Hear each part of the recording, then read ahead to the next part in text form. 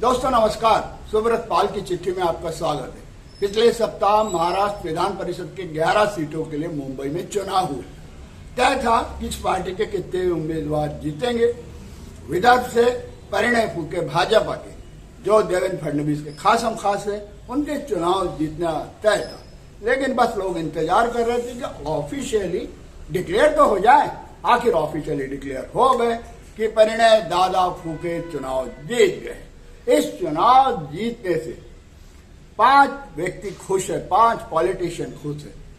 पहले ये है श्री राजेंद्र जैन, ये प्रफुल्ल पटेल के खास है।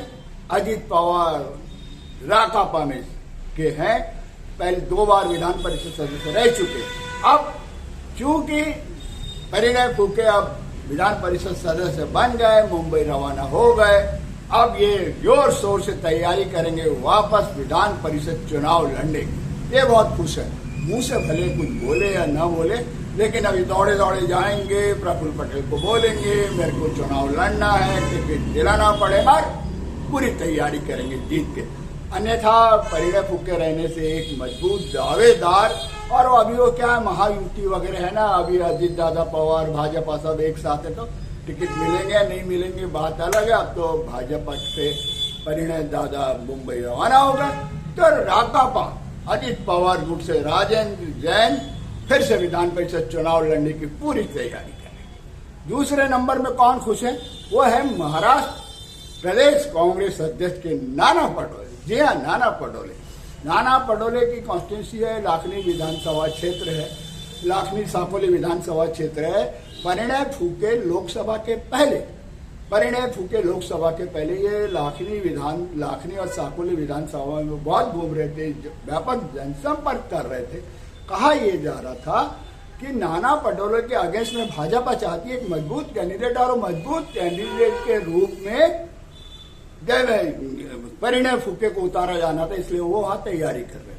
अब चूंकि परिणय फूके दादा मुंबई रवाना हो गए, नाना पटोले भी अब थोड़ा खुश है कि चलो एक मजबूत कैंडिडेट तो गया, अब जो होगा देख लेंगे, अब जो भी होगा।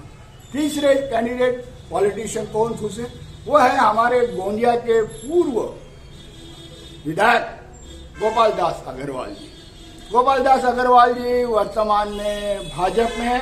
कुछ दिन पहले तक तो ऐसा कहा जा रहा था कि वो अब कांग्रेस में वापस जा रहे, लेकिन वो अभी तक तो गए नहीं।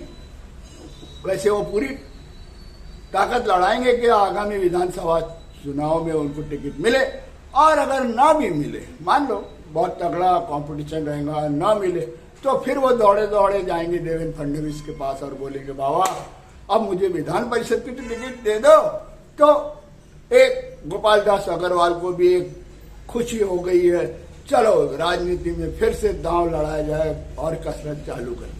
और दो व्यक्ति है, दो पॉलिटिशियन, एक काटोल के अनिल देशमुख और पश्चिम नागपुर से शायद विकास ठाकरे, मैं अगर गलत नहीं बोल रहा हूं तो, ये दोनों जगह में भी परिणय फूके बहुत डोरे डाल रहे थे कि विधान परिषद में जो आगामी 3 महीने बाद आ रहा विधानसभा में ये चुनाव लड़ेंगे।